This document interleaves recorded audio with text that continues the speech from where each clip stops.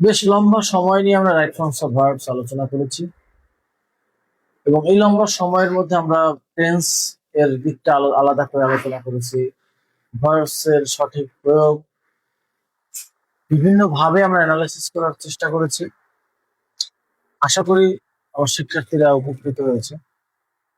তো আজকে আমরা শেষ বেলায় শেষ ফিনিশিং টাস্ক আমরা দেখব কি কি ক্ষেত্রে আমাদের ভুল হতে পারে, ভুল হয় সচরাচর, এবং ব্যতিক্রম কোন কোন জায়গাগুলো আছে যেগুলো আমরা আনসার করার ক্ষেত্রে সতর্ক থাকবো।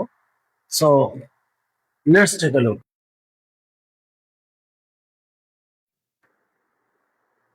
তো আমরা যখন রাইট ফর্মস অফ ভার্বস এর অ্যান্সার করি, আমাদের সবসময় অ্যাটেনশন থাকে টেন্সের ক্ষেত্রে, ভার্বের ফর্মের ক্ষেত্রে, এবং এই অ্যাটেনশনের ক্ষেত্রে কিন্তু আমরা দুটো বিষয় ভুলে যাই।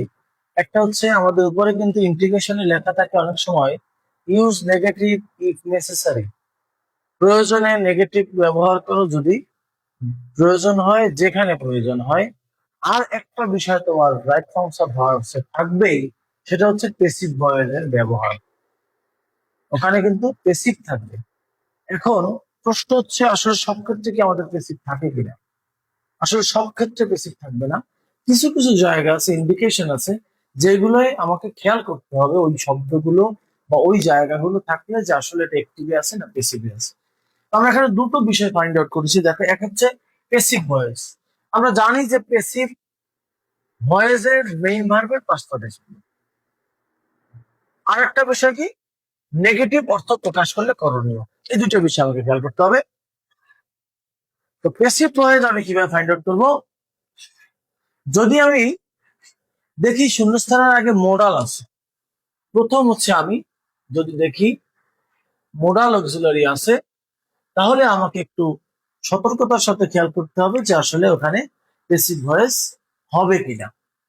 দ্বিতীয় যে বিষয়টা আমি দেখব, যে ওখানে শূন্যস্থানের আগে বিভার্ব যদি থাকে, বিভার্ব যদি দেয়াই থাকে, সবসময় কিন্তু আমরা আমাদের ম্যাক্সিমাম ক্ষেত্রে যেটা হয়, আমরা কন্টিনিউয়াস টেন্সে বিভার্ব বসিয়ে তারপরে ভার্বে আইএনজি যোগ করি। কিন্তু আমরা যদি দেখি ওখানে বিভার্ব আছে, আমার অনুসারে বিভাগ নাও থাকতে পারে, তাহলে আমাকে খেয়াল করতে হবে একটিভ বা পেসিভে আছে কিনা, এটাকে নির্ণয় করতে হবে। এখন একটিভ থেকে পেসিভ নির্ণয় করার সহজ মাধ্যম হচ্ছে আমরা যদি ভার্বকে হু দ্বারা প্রশ্ন করি, আমরা পাবো সাবজেক্ট। ভার্বকে যদি আমরা হোয়াট দ্বারা প্রশ্ন করি, তাহলে আমরা পাবো অবজেক্ট। এই সাবজেক্ট হচ্ছে নাম্বার ওয়ান, দ্যাট মিনস কর্তা।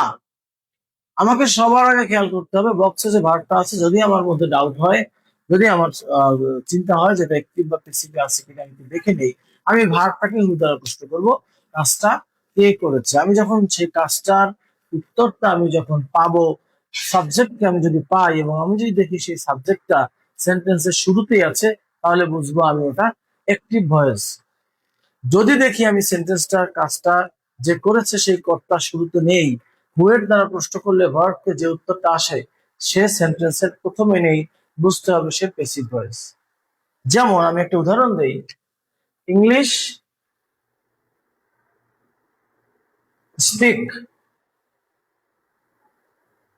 All over the world. English speak all over the world. এখন আমি স্পিককে হু দ্বারা প্রশ্ন করি, কে বলে? ইংলিশ তো বলে না, ইংরেজি কে বলে? তাহলে সেই বলাটার কাজটা কে করে? মানুষ। যে বলার কাজটা করে মানুষ, পিপল। আমাদের কি শুরুতে পিপল আছে? নেই। আমরা যদি হোয়াট দ্বারা প্রশ্ন করি, হোয়াট, কি কি বলে? ইংলিশ। একটা সেন্টেন্সে অবজেক্টের স্থান সর্বশেষে, তাহলে আমরা কিন্তু এখানে দেখতে পাচ্ছি অবজেক্টটা শেষে নেই, আসছে শুরুতে। দ্যাট মিনস এটা একটা প্যাসিভ ভয়েস। তখন আমরা কি করব, সেই ভয়েসের নিয়ম অনুযায়ী আমরা কি করব, is spoken, is spoken, English is spoken all over the world. আবার আর একটা 2 নম্বর একটা প্রথমে আমরা যে বিষয়টা বলেছিলাম সেটা হচ্ছে মোডাল। আমরা যদি দেখি শূন্যস্থানের আগে মোডাল আছে তখন আমরা যাচাই করব এটা অ্যাক্টিভে আছে নাকি প্যাসিভে আছে। যেমন the result will publish tomorrow. The result will publish tomorrow. এখন আমি স্বাভাবিকভাবে যখনই দেখলাম শূন্যস্থানের আগে একটা মোডাল আছে আমি ভাবলাম এই ভাবটা বেস ফর্ম হবে বা ভাবটা অপরিবর্তিত থাকবে। কিন্তু আমি যদি এখন একটু যাচাই করে নেই যে সে অ্যাক্টিভে আছে নাকি প্যাসিভে আছে তাহলে কি দাঁড়ায়? আমি পাবলিশের এখানে হু দ্বারা প্রশ্ন করি, কে পাবলিশ করবে? কর্তৃপক্ষ, অথরিটি আছে আমাদের শুরুতে অথরিটি? শুরুতে কিন্তু অথরিটি নেই। কি পাবলিশ করবে? হোয়াট? কি পাবলিশ করবে? The result. অবজেক্ট, হোয়াট এর অ্যান্সার সবসময় অবজেক্ট হবে। তাহলে রেজাল্টের অবস্থান থাকা উচিত ছিল শেষে, আমাদের রেজাল্টের অবস্থান কিন্তু চলে এসেছে শুরুতে। তার মানে এটা একটা প্যাসিভ ভয়েস। আমরা তখন তাকে কি করব? তখন আমরা বি যোগ করে ভার্বের পাস্ট পার্টিসিপল করব, বি পাবলিশড।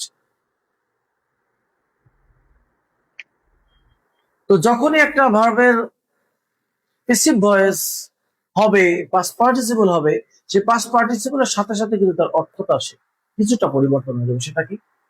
খাওয়া হয়, করা হয়, করা হবে, যাওয়া হবে। এই হওয়া শব্দটা যোগ হয়ে যায়, কারণ সাবজেক্ট সে নিজে কাজটা তখন করে না, তার দ্বারা কাজটা করানো হয়। আই ইট রাইস, আমরা যদিও ভয়েস চেঞ্জ এর উপরে আলাদা ক্লাসে আমরা আলোচনা করব, এখন সেটা সময় নয়। তারপর এটাকে বোঝানোর জন্য আমাকে একটু আলোচনা করতে হবে। সেটা হচ্ছে ধর আমি যদি বলি আই ইট রাইস, আমি ভাত খাই, আমি এই আই ইট রাইস কে যদি আমি এখানে লিখি আই ইট রাইস, আমি ভাত খাই। দেখো আমি যদি এখানে আই কে বাদ দিয়ে দেই, আমরা আই ইট রাইস এর আমি যদি আই কে বাদ দিয়ে দেই তাহলে ইট রাইস সেন্টেন্সটা সম্পূর্ণ হয় না। তার মানে এখানে এই আই সে সাবজেক্ট এবং সে সেখানে অ্যাক্টিভ, সক্রিয়। দ্যাট মিনস সেই সক্রিয় অবস্থার নিদর্শন কি? আই ছাড়া এই সেন্টেন্সটা হবে না। কিন্তু তুমি যদি এটাকে প্যাসিভ করে দাও, rice is eaten by me, ভাত আমার দ্বারা খাওয়ানো হয়, খাওয়া হয়, আমি বাই মি, আমি আমাকে বাদ দিয়ে দিলাম। রাইস ইজ ইটেন অর্থ প্রকাশ করে ফেলেছে ভাত খাওয়া হয়, আমার দ্বারা না হোক আর কারো দ্বারা কাজটা করা হবে। তো পেসিভ ভয়েসকে খেয়াল রাখতে হবে যে পেসিভ ভয়েসে সাবজেক্টকে নিষ্ক্রিয় করে ফেলা হয়, এই জন্য ভার্বের সাথে একটা হওয়া অর্থ প্রকাশ করে। এরপরে আমাদের বিষয় হচ্ছে নেগেটিভ। যেহেতু প্রশ্নের ইন্ডিকেশনে আমাদের নোটিফিকেশনে দেয়া থাকে যে ইউজ নেগেটিভ ইফ নেসেসারি, যদি তোমাকে প্রয়োজন হয় তুমি নেগেটিভকে ব্যবহার করতে পারবে, অর্থ যদি মনে হয় অর্থ অনুসারে নেগেটিভ হয়। তো দ্যাট মিনস আমাদেরকে এখানে কি করতে হবে? এখানে সেন্টেন্সটা কিন্তু অর্থ বুঝতে হবে। যেমন আমরা যদি লিখি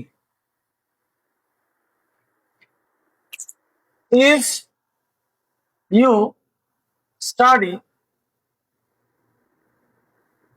attentively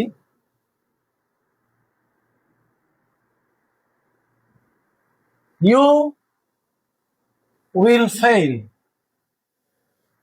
If you study attentively you will fail. ধরো আমার ব্র্যাকেটে আছে স্টাডি, এখন আমি যদি স্টাডি কি স্টাডি রেখে দেই তাহলে অর্থটা কি আসলে হয়? যদি তুমি মনোযোগ দিয়ে পড়াশোনা করো তুমি ফেল করবে, তাহলে সেটা কিন্তু আমার বাস্তবসম্মত অর্থ হলো না। দ্যাট মিনস এখানে কিন্তু অর্থ অনুযায়ী হয়ে যায় কি? নেগেটিভ। তাহলে if you do not study, if you do not study attentively you will fail, যদি তুমি মনোযোগ সহকারে পড়াশোনা না করো তুমি ফেল করবে। তাহলে অর্থ অনুসারে কিন্তু আবার এখানে নেগেটিভ চলে এসেছে। তো এই নেগেটিভ অর্থ বুঝতে হবে, পেসিভ বুঝতে হবে। তো এই বিষয়গুলো, এই ছোট্ট দুটো বিষয় কিন্তু আমার পরীক্ষায় অন্তত 1 মার্কের জন্য অনেক সময় এসে যায়। তো রাইট ফর্মস অফ ভার্বস এমন একটা অংশ তোমাদের ইন্টারমিডিয়েটের, বিশেষ করে এটা শুধু ইন্টারমিডিয়েটের জন্যই নয়, একদম যেমন জন্ম থেকে কবর পর্যন্ত শিক্ষা, টেন্সটা এমন একটা বিষয়, আমাদের জন্ম থেকে কবর পর্যন্ত টেন্স লাগবে, ব্যাপারটা এমন। তো সেই টেন্সের উত্তর করার ক্ষেত্রে এই বিষয়টা এসএসসি লেভেল বলি, আমরা ইন্টারমিডিয়েট লেভেল বলি, সকল লেভেলে এটা প্রযোজ্য। তাই আমাদের প্র্যাকটিস করার সময় এই বিষয়গুলোকে খেয়াল করতে হবে। তো অনলাইন ক্লাসে যেহেতু আসলে প্র্যাকটিস করার এভাবে সময় সুযোগ হয় না, একটা লম্বা ভিডিও দিলে ভিউয়ার্সরা বা আমার স্টুডেন্টরা দেখার ধৈর্য থাকে না, এই জন্য প্র্যাকটিস আমি করাতে পারছি না, সেজন্য আমি দুঃখিত। অফলাইন ক্লাসে নিয়মিত প্র্যাকটিস করা হয় প্রত্যেকটা গ্রামার রাইটিং করার সময় কিংবা শীট দিয়ে পরীক্ষা নেওয়ার সময়। আশা করি তোমরা বাসায় বসে নিয়মিত প্র্যাকটিস করবে। আগামী ক্লাসে আমরা আবার হাজির হব, আবার উপস্থিত হবো ইনশাল্লাহ নতুন কোনো একটা আইটেম নিয়ে। তো দেখা যাক আমরা কি শুরু করি, এটা মিস্টেরিয়াস থাক। সে পর্যন্ত ভালো থাকো সবাই, শুভকামনা রইল। আসসালামু আলাইকুম।